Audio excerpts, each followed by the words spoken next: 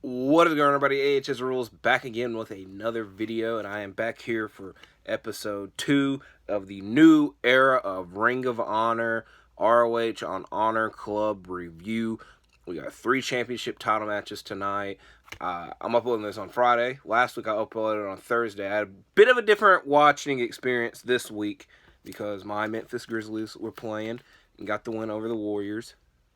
I was going to say something bad about the Warriors, but we got the win. Not going to be too braggadocious. But last week I was complaining because I hated watching it live because I couldn't pause and all that crap. And so then I was like, this week I already knew I wasn't going to be able to watch it live because I was doing something else. So I'm like, it's going to be a way better experience because I'm going to get to watch it on demand. And then after the game, when I went to go watch it, it was not working. But to be fair, it was not working for anybody on the app, and it didn't start working until 3 o'clock in the morning. So I've been watching. It is 6:30 when I'm currently filming this.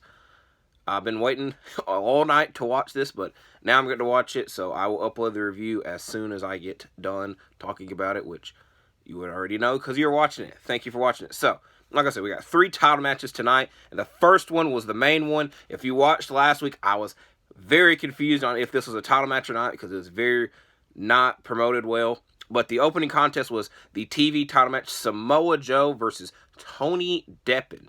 The match started with a headlock exchange. Deppen tried to chop Joe a lot in this match, but Joe fights back with his own chops. Joe has him cornered and lays in chops and kicks that leads to his signature enziguri kick spot in the corner. Deppen fights back with a cutter and a roll-up attempt. Deppen hurts his leg when he tries to do something off the top rope, but Joe moves out of the way, and Joe hits a uranagi in the corner. Deppen is soon, I thought I wrote goon, is soon hit with a muscle buster for the Joe win. It was a very quick match. I will admit, for a very quick match, Joe's chest was very red, but it is what it is. After the match, Samoa Joe gets on the mic and says that this is a new era of ROH, but there's still the same thing, that he is always in charge, and then he challenges anyone for the television title, which leads to Mark Briscoe coming out.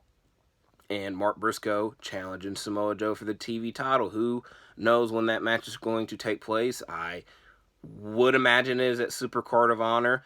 Then you probably are asking, what are they going to do with the tag team titles? I'll talk about it at the end because it's already been, it happens on Rampage, what they're going to do with the tag team titles. So I'll talk about that at the very end. That way I'm not spoiling it completely.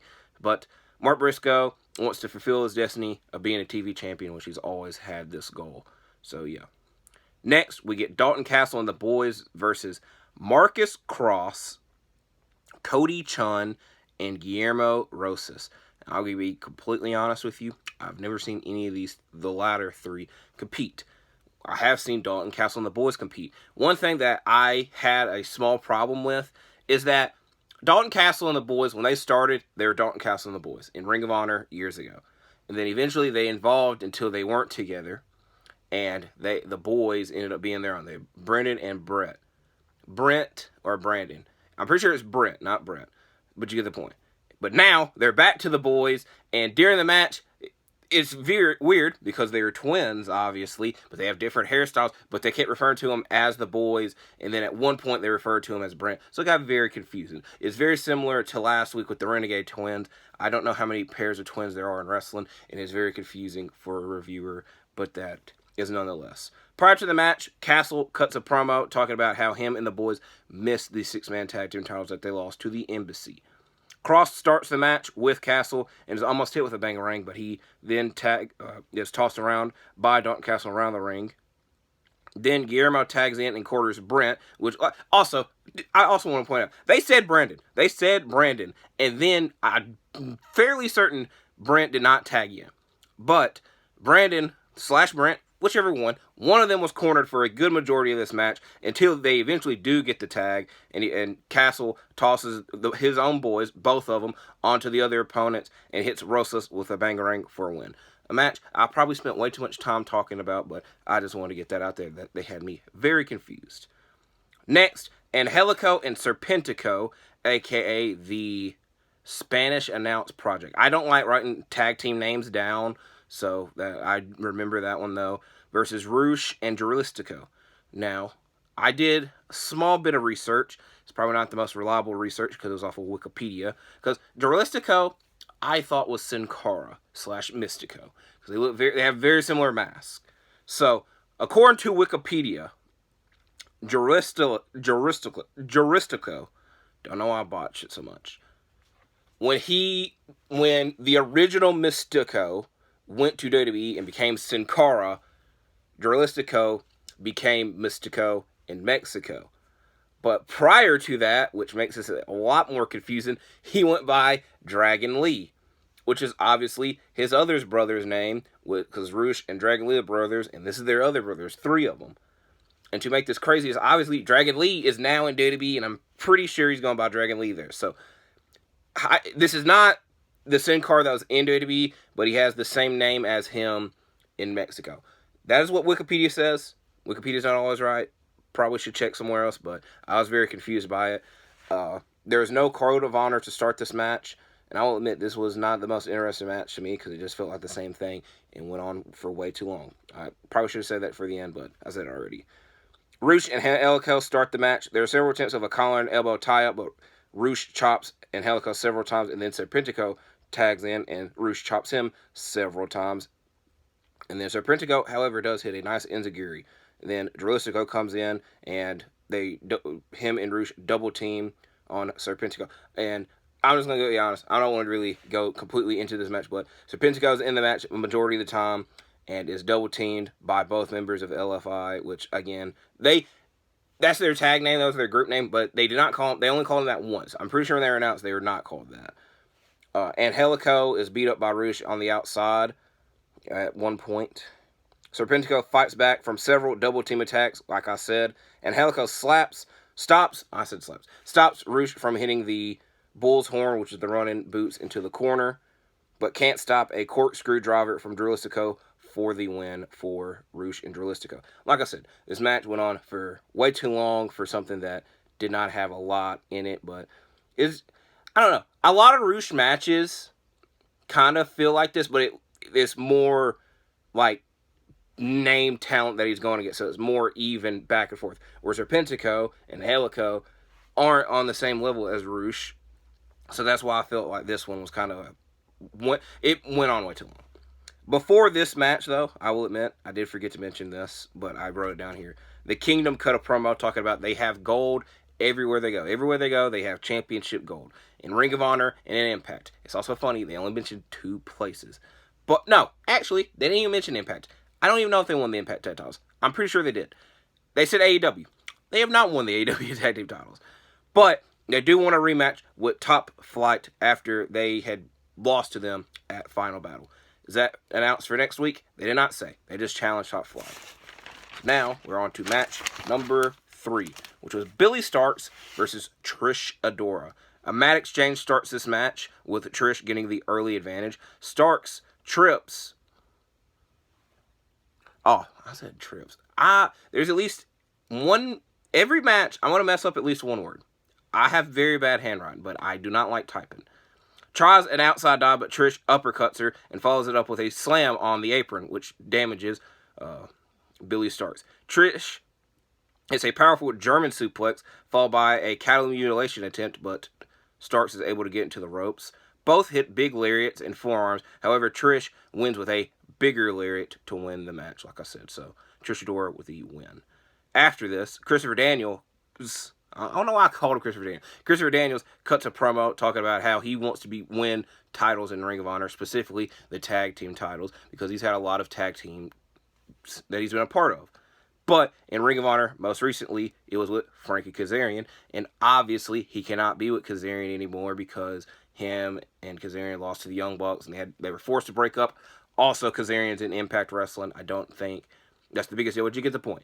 So he is going back to one of his former Ring of Honor tag team partners in Matt Sydal, and they both want to become tag team champions, which is I like with this new, they want to specify it's a new era of ROH, but they're mentioning and paying homage to a lot of the old ROH, which I appreciate that, and especially because this is like an 06-07 era tag team. Next, Jake Crist and Jake Manning versus Ari Daivari and Slim J. I didn't really like this match either. I kind of wish that, to make it a little bit different and differentiate it from episode 1, we wouldn't have had the same people wrestle this week. Mainly because it's also, like, obviously this is all taped around the same time. Slim J comes out and is literally has his chest where they're like, oh yeah, that's from last week.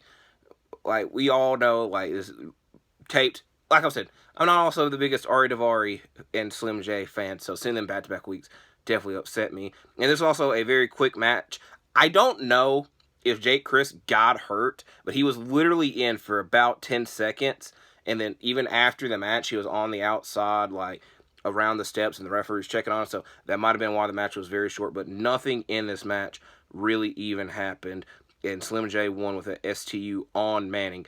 After the match, Ari Daivari talks about how he beat Metalik last week, which prompted Metalik to come out and try to attack both of them, but get beat up. And then Blake Christian makes the save with a steel chair. So I thought probably was not the most needed, and I have more questions than answers with this match. Well, like I said, Jake Christ was not in this match very, very long, so I feel like there's something probably up with it. Next, Pure title match. I'm going to get a sip of water first before this. This is a very long match. This is Wheeler Yuta. I always say Yuta versus Timothy Thatcher. Yuta uses his first rope attempt when he tries to escape a Thatcher crossface. Thatcher then is very aggressive and has a chin lock in. And it takes a while, but Thatcher uses his first rope break when Yuta is able to reverse him. Yuta locks in an octopus lock as well, and that causes a rope break from Thatcher. Yuta then targets the left arm, elbow, and arm. Once both men are on their feet, we see an uppercut attempts from both men, which so Thatcher would be using regular uppercuts, but Yuta would be grabbing Thatcher's left arm and uppercutting it, trying to cause more damage to his arm. And this leads to another rope break attempt as Thatcher is trying to escape this. Yuta hits Thatcher with a closed fist. That, obviously, with the Pure rules, you get 3 rope breaks. I probably should have specified that. You get 3 rope breaks and 1 closed fist, which Yuta used his first one, which is a key part of the match. Thatcher uses his last rope break attempt on a pin attempt after Yuta used the closed fist. Yuta's second rope break comes off a key lock attempt from Thatcher, and then Yuta's third rope break comes when he's attaching knee strikes to his back.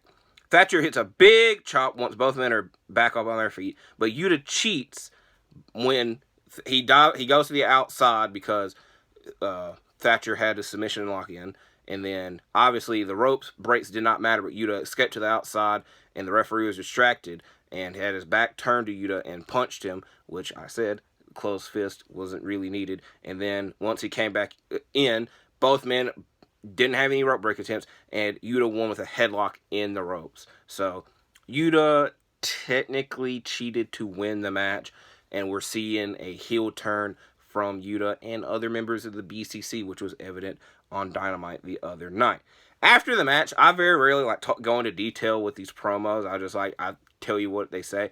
But this one kind of stood out for a very weird reason. But Yuta says that he is in the 1996 Chicago Bulls, and comparing the Bulls to the BCC, obviously, because they had Jordan, Pippen, and Rodman, and they have Claudio, Danielson, Moxley. But what he compared it, he's like, yeah, we have Jordan, Rodman, Pippen, Yuta, which is weird. Obviously, there's the big 3. Watch my NBA Big 3 video. So, who is he out of the big, there's 4 of y'all. So who, are you Ron Harper? You Kukoc? He kind of fits a Kukoc mode, but you get the point. It's a very weird comparison that I took note of. And then he calls out the Track Suit Boys, or the Dojo Boys of New Japan. That leads to Clark Connors coming out and saying that all the BCC wish they were trained in the New Japan Dojo and trained by Katsuyori Shibata. That might come into play in a couple weeks. Spoiler alert. But next week we'll be getting Clark Connors versus Wheeler Yuta for the Pure Championship. Next, we get a very good match in Rhett Titus and Tracy Williams, who are the Foundation, but they weren't called that, even though Rhett Titus had his Foundation trunks. I said tongues. trunks on, versus Mark Davis and Kyle Fletcher of Aussie Open. Now, I will admit, I've only seen Aussie Open's AEW matches, and I do not remember if they wrestled at Wrestle Kingdom or not. I don't think they might have, but if they did, I don't really remember. But this match was more memorable than, obviously, if they had a match at Wrestle Kingdom. It's bad journalism. It is what it is. Kyle and Rhett start the match off, but both quickly tag out. Aussie Open take the advantage with cornering Rhett, and they hit an extended suplex where Mark starts it off with Rhett on his shoulders, and then he tags in Kyle. He has him, and then he tags Mark back in, and he's the one that hits the suplex. Rhett, however, is able to escape their corner attacks and tags Tracy in, who hits a very nice DDT off the second rope. Aussie Open both reverse outside dives from both Tracy Williams and Rhett Titus, and they both catch him, or Mark catches him, and Kyle moves out of the way, and then they both pick him up and slam both of them into each other, which I like how I did the nice little hand clap. Tracy fights both members off once they are able to get back into the ring, and both he and Rhett lock in submission attempts as Rhett has a crossface in on Kyle, and Tracy has a sharpshooter on Mark. I don't know why I got lost there.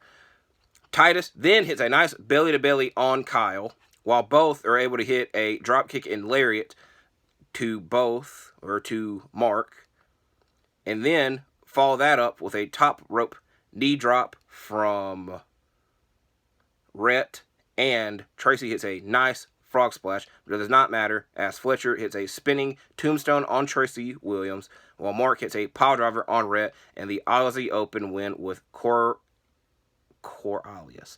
I have no clue how to say their finisher. I did Google it. It is Corealis.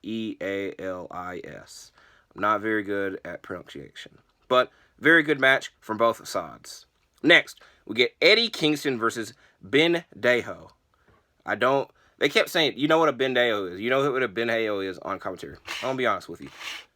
Y'all see me stuttering and struggling reading these freaking matches. I don't know what a Ben Dejo is. I don't get the point. The match literally is 10 seconds long as Eddie Kingston starts the match off with the chops in the corner, hits an exploding suplex, and a spinning back fist to quickly win the match. After the match, he calls out Claudio Castagnoli and challenges him again to a Ring of Honor World title match, but Claudio comes out and once again says, a man without honor will never be Ring of Honor champion. Is what it is. Then we get the main event, women's world title match, Athena versus Willow Nightingale. Willow Nightingale. I apologize. It is a very fast-paced match early on. An Athena dropkick is followed by a Willow Nightingale crossbody. A Willow Three Amigos is finished by a Fisher Woman suplex.